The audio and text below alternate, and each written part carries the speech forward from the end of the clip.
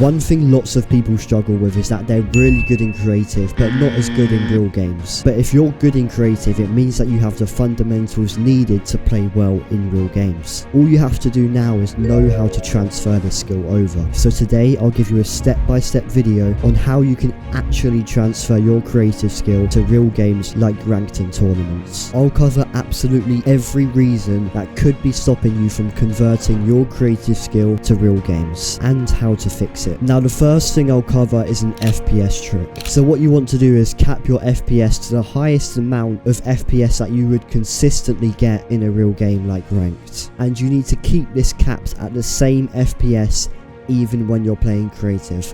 So if you get a consistent 165 FPS in ranked but 240 FPS in creative, just cap your FPS at 165 in both real games and creative. This will make it so you play with the same FPS in both creative and ranked, which will make it so your muscle memory for real games will be worked by playing creative. This will obviously lead to you playing better in real games. Both me and Martos do this trick, and it's one of the biggest things that helps me transfer my creative skills to real games. The next reason why you play better in creative than you do in real games is because you aren't looking to get the initial advantage in fights. What this means is that you're not looking for ways to be the first person who does damage during a fight. Now you don't do this in creative because you and your opponent both start fighting at the same time and at the same health, and creative is used for doing as much fighting as possible, so you always try to fight as quick as possible. And I'm not saying this is wrong, because this is what you should be doing in creative, but in real games you should be trying to be the first person to get a health advantage. So it's worth waiting just a few extra seconds to make sure you deal the most amount of damage possible, but bearing in mind it's not worth waiting for the whole time and then the enemy actually getting away and then you being too scared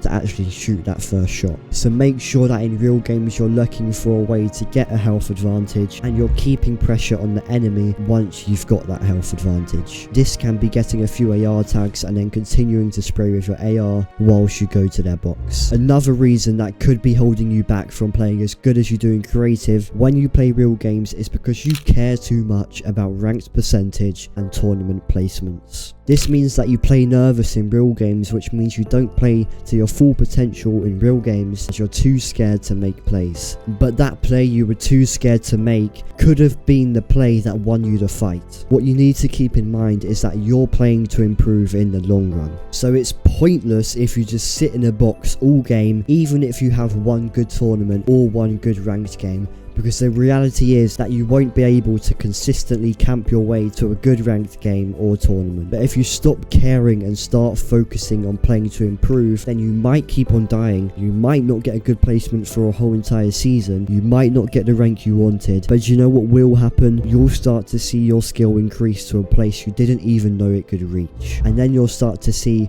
your constant dying and bad placements turn into 20 kill wins and top 100 tournament placements. Another way you can start transferring creative skill to in-game skill is by playing less creative. Now this isn't as straightforward as you think, but it is something that has massively helped me play better in real games. Now playing too much creative technically isn't bad as long as you're 1v1ing better players, but playing too much creative can make it so you just start not caring in creative, and by not caring you will most likely start playing flashy again, which is not what you want to do if you want to play like you do in creative in real games. Now, not playing flashy is important because you want to play smart and have reactive mechanics, and I'll talk about how you do this later in the video. But anyway, if you're playing more than 2.5 hours of creative a day, you're most likely playing too much and you need to lower the amount of time you spend in creative. But this doesn't mean you should stop playing creative, because you still need to be playing creative, because you get a lot more fighting repetitions in creative than you do in ranked games. Also, if you completely stop playing creative, then not only will you not be playing creative to improve, but you'll also see yourself playing bad in ranked games because you're not getting any creative practice. Another way to transfer your creative skill to real games is by switching the creative maps you play, because one reason you could be playing better in creative than you do in ranked is because the creative practice that you're doing is unrealistic. Now, some of the best maps that are realistic are speed realistics, 1v2 clutch fights,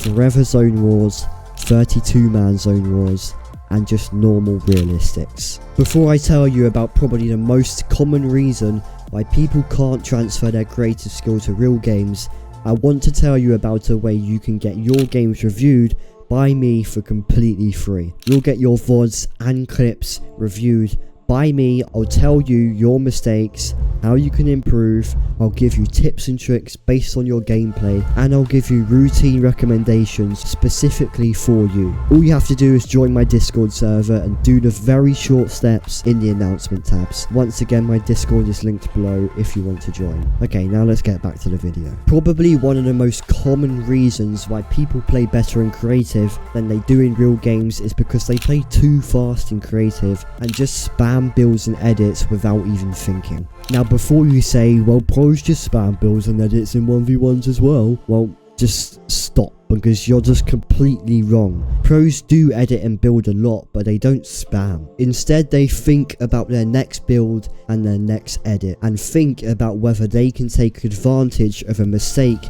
their enemy makes, or whether that edit or build they're about to do keeps them protected. Now this is flexible and reactive mechanics. What you most likely do, and what could be the reason you're good in creative but bad in real games, is just spamming builds and edits to look flashy rather than actually thinking about your next move and thinking about whether the move you're about to do is the right move.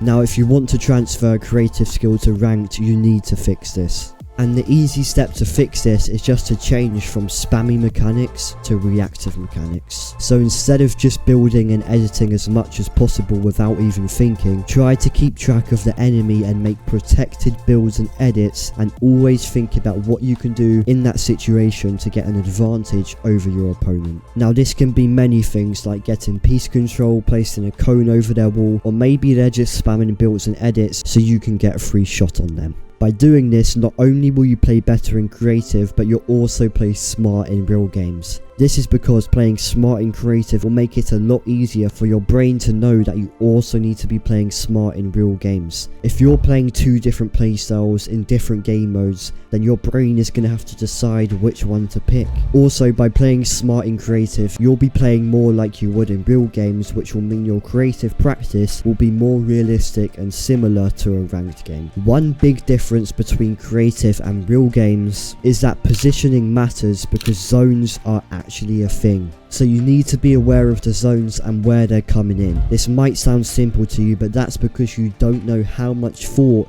good in-game fighters put into their positioning. But you need to be thinking about your position, what position you need to be in to have the advantage, and how you're going to get there. There are two best practices for this. The first is just to play more real games and get used to playing around zones. The second fix is just to fix your positioning before the zone. And now when you W key, this just means to get in a better position than your enemy or closer to the zone, so you can hold them instead of them holding you. This is an easy way to get the advantage in a fight and be able to control the fight. Real quick, I just want to say that a reason you could be playing good in creative and not real games is just because you don't have enough experience. Because the more you play real games, the better you'll get at it. It's just simple, and this is just straight facts. And I know it's annoying when you just keep on dying, but the more you play, the less you'll die. The 10th reason why you can't transfer your creative skill to real games is because of awareness. This means that you're unaware of your surroundings in real games. Now in creative, you don't really need to be aware of your surroundings, as you're most likely fighting just one person, or because you always have a second chance. Now because you're unaware in creative, your brain makes playing like this the normal, which results in you also being unaware in real games. Now there are two main fixes to this. One is to train yourself to be aware in creative by not just spamming builds and edits, and actually thinking about what you're doing and paying attention to your opponent and surroundings. The other fix is to be aware and look around in ranked and tournaments. So look at every direction when you're running around in ranked, and look at where the enemies are and track your opponents. By staying aware, you can know if you're going to get third parties, prevent being sniped, and potentially be able to get a kill on someone who isn't aware of their surroundings. The final reason that could be the reason you play good in creative but not in real games is because you think you're better than you actually are. Now the reason why this means you're bad in ranked is because you think you're better than you are, because you're 1v1ing players worse than you and you're just winning every time. Now you're probably just going to ignore this fact, and if you do, then that's on you. But if you want to accept that you aren't the best player in the game, and if you want to transfer your creative skill to ranked, then you need to 1v1 better players in creative. This will mean you'll be used to dying in creative and used to having to play smart and make the correct decisions, because if you don't, any good player will just punish you for every small mistake you make. So because you're used to 1v1ing people that are better than you, you'll be a lot more likely to fight smart in ranked, and by 1v1ing better players, you'll also improve a lot faster and therefore play better in ranked as well. If you can't tell, I'm actually ill right now, that's why my voice sounds weird, but I hope you enjoyed this video, and if you enjoyed, I would appreciate it if you could like and subscribe and turn on my notifications. But I just picked out this video for you to watch as I think it will help. So go and watch that, and if you want to support me even more, you can use code Blexiti in the Fortnite item shop. Thank you for watching, I really hope you enjoyed, and I'll see you soon.